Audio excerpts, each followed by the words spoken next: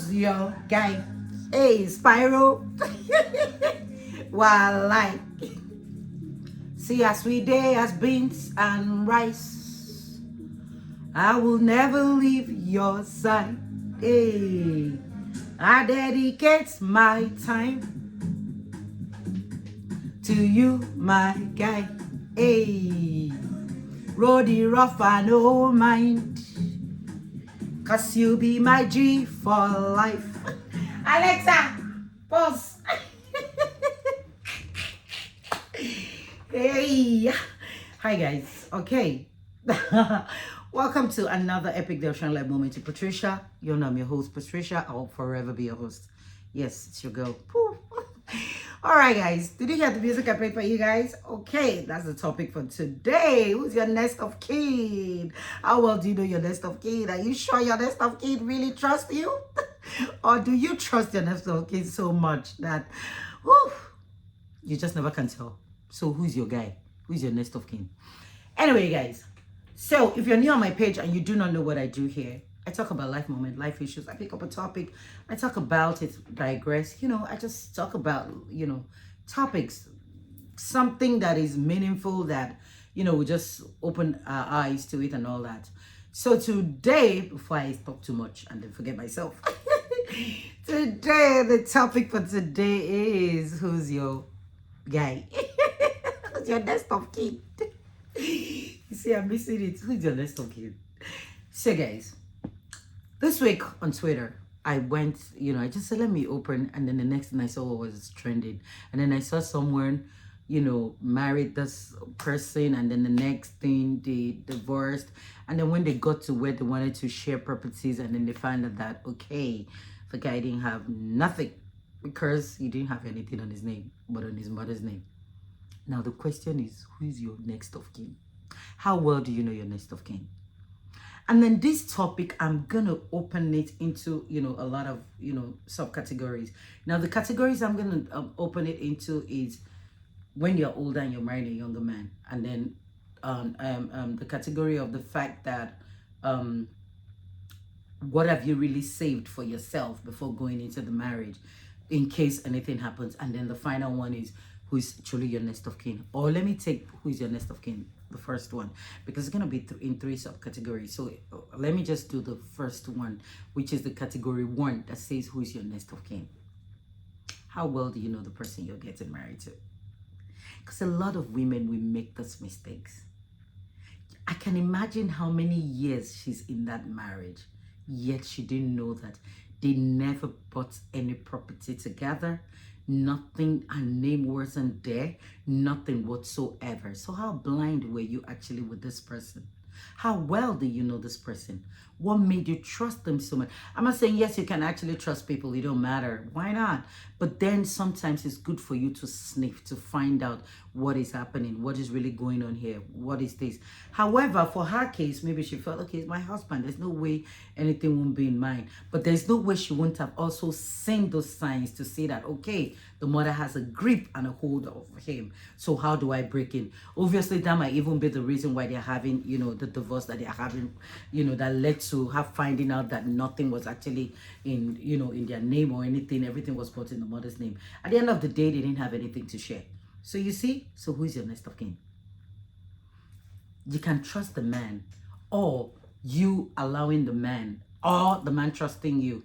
But then along the line, things like this happen, and then it opens your eyes. You now see that, whoo, this person I'm actually trusting is not who the person is. Now, the second category that I'm going to talk about is category 2, the older woman marrying a younger man. Now, I always say this. If you're a younger man and you're coming to somebody like me, make sure you are well-to-do. Make sure you are okay. And it is only sweet and interesting when it's like a year or two apart. But when it's going 5 years, I'm not saying it doesn't work for some people. It does work for some people. But not in most cases. At the end of the day, it doesn't really work well. Because are you ready to baby anyone? Especially when you're 5, 7, let alone 10, let alone 15. Let alone you've been in your 30s, you're matured, and then you're actually marrying somebody that is in his teens. What do you expect? You are as good as his mother. Because if you ask yourself when you were, let's say at this age, and you saw your, your period as woman on time, wouldn't you have, tried somebody that, okay, maybe younger or something, given the age, you never can tell. But no.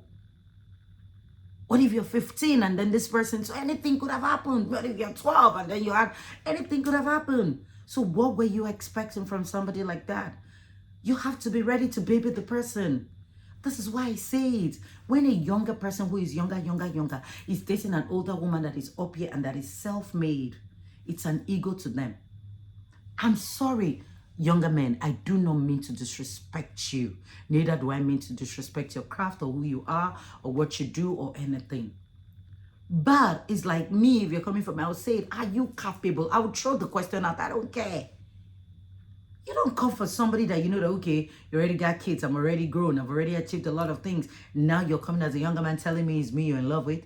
Because as you grow older, your preference will change. Might change, you never can tell.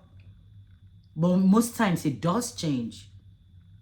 And then when it changes, what then happens? What happens? The kind of thing that happened that we're looking for, who is your guy, will happen? That's it. Now, the third category that I'm going into, as a woman, I always say this, if you're going into somewhere, make sure you're going into add value. Because the relationship you want to keep, from both, it just has to be symbiotic. You cannot give what you do not have. And so it's best for you as a woman, plant yourself, work hard to create yourself, recreate yourself, have something to fall back on, have something that, okay, even if the man is saying that, okay, it's over, you're telling yourself, oh, worst case scenario, this is what I have to keep my life going, I have to get going, my job is there, this is that, this is this, I've planted myself, I've done this. That way you won't feel a thing. It's like when a celebrity that was this top celebrity, they divorced, and it was nothing. Because you know why?